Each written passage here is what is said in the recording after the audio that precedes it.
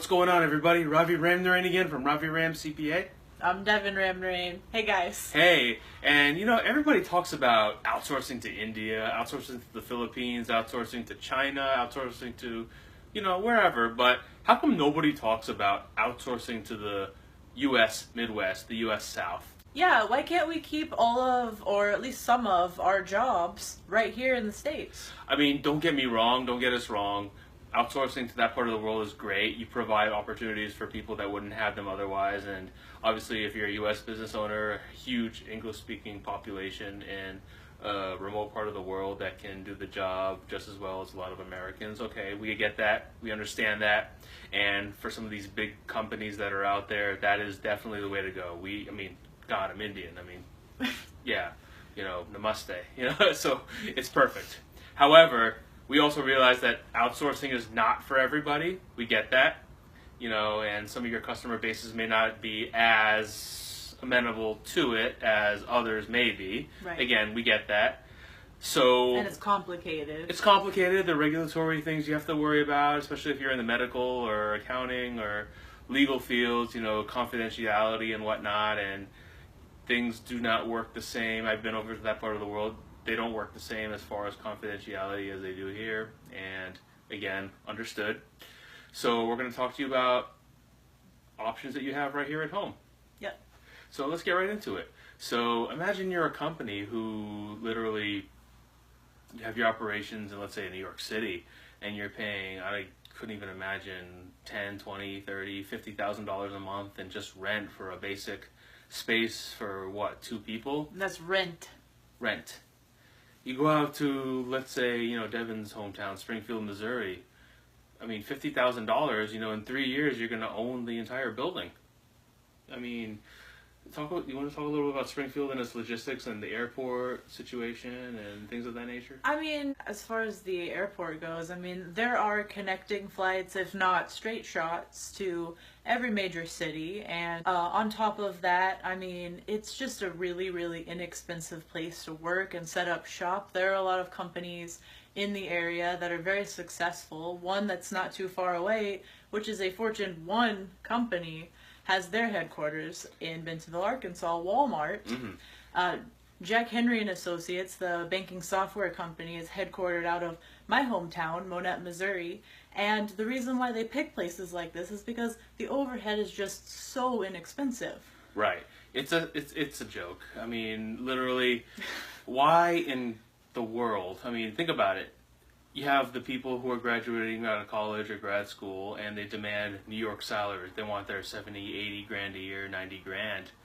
And you're going to basically have roommates in a place like that. Why in the world would you want to work in New York City when you can have your employees out there in a Springfield or Bentonville? $90,000 in Bentonville or Springfield? Are you kidding me? In 2 years, that person can own their house almost outright. Well, gosh, or move your headquarters to the Midwest. How much cheaper would it be to purchase your building for $250,000, say, own it, versus probably renting it for that much, if not more, in San Francisco? You would own your own real estate, and then if something happens financially with your company, you lose some numbers here or there, you just sell one, and then you're still fine. That's what Hobby Lobby does. Right. Everyone knows that McDonald's is not a restaurant at the end of the day. It's a real estate holding company, and that's how it's been able to stay in business while all these fly-by-night diners and other restaurants have bitten the dust. Does anyone remember Roy Rogers? No, I'd never even heard of it till just now. Do you think McDonald's burgers are the best burgers you've ever had? No, nobody thinks that. But they're doing something right. They're doing something right. Exactly. And Walmart's doing something right, Right. It's just keeping your overhead cheap, buying your, real estate, and just owning your stuff. Right. And think about it this way, employers, who are in these big cities and paying rent and not wanting to, if I move my operations to Des Moines, Iowa, I'm not going to attract any Harvard or Yale people to come and work there. Bullshit. I'm going to tell you why that's bullshit.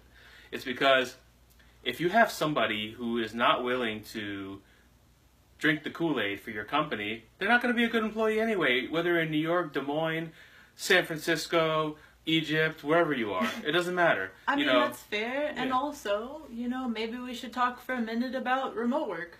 Yeah, and that's another thing too. If you set up shop in the Midwest or South or wherever it is that's very, very cheap, you can have people working from anywhere if your infrastructure from a technological standpoint is set up properly. I mean, Exactly. I worked for a company before I, dove back into my business and went full time where a lot of the key people were not even in the headquarter area. They were all throughout the world and things worked Just perfectly. fine. Yeah. We are in the technological age. This is the present. This is what we're into. Why are you not allowing your employees to sign some kind of, I promise to give you this level of service, and then give it to you Right. from wherever they are? Yeah. It's the thing, you can have an employee sitting in your cubicle, one of your cubicles, working 60 hours a week and just, kind of dicking around on the internet, that sort of thing. You laugh, but I mean, that happens all the time. I know. Yeah, and you're paying them. Or you can have the right people working remotely. You screen them, obviously, you have some kind of interview with them in face or over FaceTime or whatever, and you check every reference under the sun, and you Google them and all that stuff, and you have that person working even 40 hours a week instead of 60, and they're doing more than that 60-hour guy dicking around in the cubicle. Yeah, and I mean, avoid their commute, and, they can work in their PJs, and they're going to just be happier, so they're going to give you a better level of service. It would just stabilize a lot of things in our economy. Right. And I feel like it's definitely the way that we should take employment, honestly. Yeah, and just as a side note to that, I mean, you have a lot of W-2 employees who, maybe, highly paid, working, making the upper hundreds, close to 200, that sort of thing, and yet complaining when they have to put in time on a weekend or whatever. You hire a contractor, and yeah, you talk about the hourly stuff and this and that, and you think it's more expensive. Let me tell you something. A contractor is going to work a lot harder than a W-2 employee 90% of the time. Well, that, and I mean, you only have to pay them the crazy amount of money, like, if they're working, crazy amount of hours. So just Right. have them work the 40 hours and everything's will be the same, if not maybe a little cheaper. It'll honestly. be cheaper, and they're not going to ask for vacation time. They don't come into work, they're not getting paid. They don't ask for insurance a lot of the time either. It's No. very just, I promise to give you this if you give me this. That's it. And honestly, you've heard it here first. In 10 years, you're going to see most qualified people saying the hell with the W-2 and working 1099. That's what's going to happen. You heard it here first. That's right. And That's just right. And lastly, we want to talk about the flip side of it. We talk about, outsourcing to India, the Philippines, or wherever else, China. But what about the companies that are over there that are growing? Everyone knows that India and China are huge superpowers today. And there are Indian companies quietly buying buildings out in the Midwest and the South and setting up shop there. I mean, why aren't more companies from that part of the world doing that? I mean, maybe they're hedging their bets right now and they're just waiting to see how the current administration pans out. Who knows? I mean, let's be honest, it's a mess. It's a circus. Whether you're a Democrat or Republican, we're not going to get into that right now. But We're not involved, but it's a circus. We're not involved. It's a circus. And it's all horrible. Yeah.